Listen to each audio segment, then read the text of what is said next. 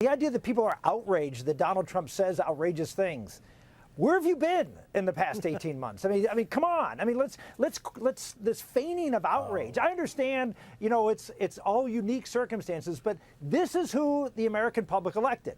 They elected someone who is outrageous at many times, and now most of the time it seems like in some of the things he says, and it does put people, you know. It creates all sorts of incendiary remarks from those who don't like him. But the bottom line is, Donald Trump, I don't believe, fired Jim Comey because he thought he was ending the FBI investigation. He's not a fool. It didn't end the FBI investigation. As you've seen, it's actually created more of an investigation. And the idea that joking around with the Russians... Senator, I know it has in the past few days because of all of these revelations, but clearly when he had this meeting, he thought the pressure would go away. Unless he's just point-blank lying to their face. I don't believe Donald Trump believed that firing Jim Comey was going to end this investigation.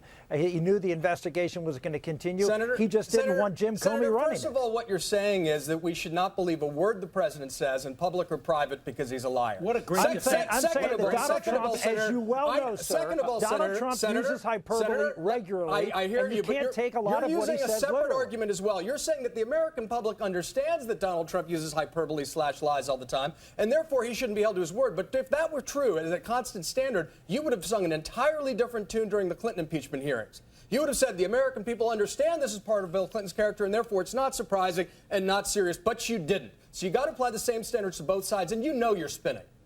No, I'm not spinning because, look, I ran against this guy. I understand the hyperbole. I understand what he does. Do I believe that it's proper conduct from a president? No, I don't. I wish he didn't do it. Okay, so let's own that. But and I do own that, and I've said it repeatedly, and I'll continue to say it.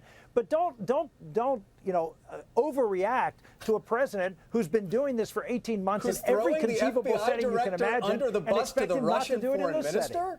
What is worth overreacting to then, Senator?